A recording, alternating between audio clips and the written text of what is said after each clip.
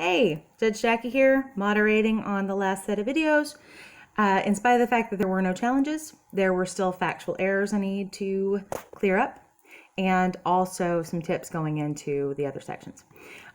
So there were no challenges for me to rule on, which is a bummer because I really like using this thing. And it's also really surprising because in the last video I mentioned that both teams had factual errors. So I figured both of you would catch it, at least one of you, and neither team did. So there's not a bonus points for catching it, but remember, as you remember the rules state, there's still a penalty if I catch it.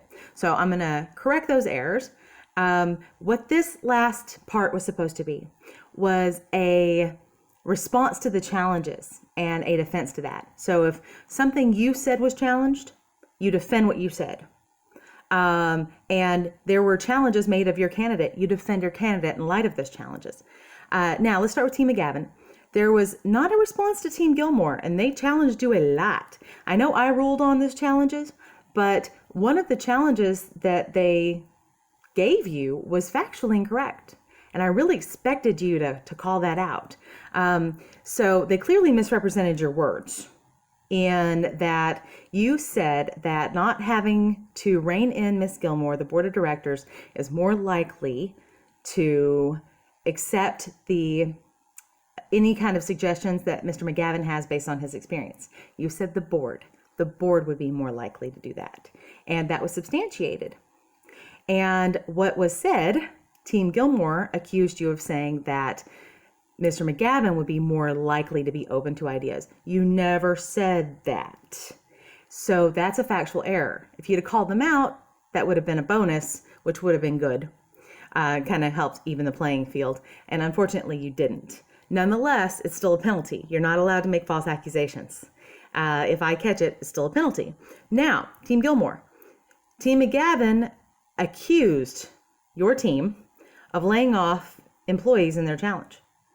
When they challenged you, they said that she had laid people off. This is not true whatsoever.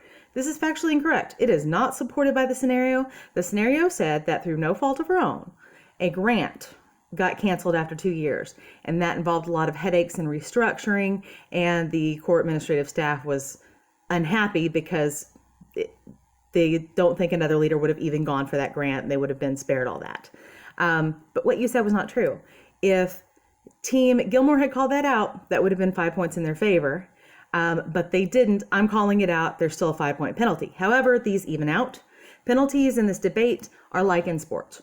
They're supposed to encourage you to play fair, and that's the goal. It's totally fair. You both said something about the other team that was not true. It evens out, so there's no penalties for either of you. But there still would have been a bonus.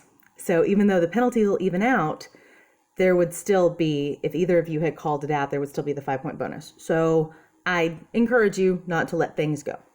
Not make things up, obviously, because that just gives them something to call out on you, but not to let things go. Now, going into the next round. The next round is the counter round. So we had the opening statements, and then we had the challenge, and then the defense of the challenge, and then you can make a counter argument. And the point of this is to take your last opportunity to defend your candidate in light of the competition. Because thank God this isn't an election where, you're not voting against somebody or for the lesser of two evils, which people tend to do. We have two good candidates here, so we really can't argue it on their merits. But oftentimes in a competition, it's not how great someone inherently is, it's how good they look relative to somebody else. And this is the last chance that you have to do that. Because when you get to your closing arguments, you're only allowed to respond to things that have been said, but you are not allowed to bring up the competition and any of the points you are making for your candidate. And these are good, valid points to make, that, this person has flaws, and my candidate does not have flaws. Or my candidate has qualities and the other candidate does not have these good qualities. Those are valid points, but you're not allowed to bring them up in your closing arguments because the competition doesn't have a chance to respond. and that wouldn't be fair. So don't miss your last chance to make any point that you want to make in favor of your candidate that relies on pointing out the liabilities of the other candidate or pointing out how good your candidate is relative to the other candidate. So you don't want to miss that opportunity. Alrighty, this has been great so far. Looking forward to seeing the next part.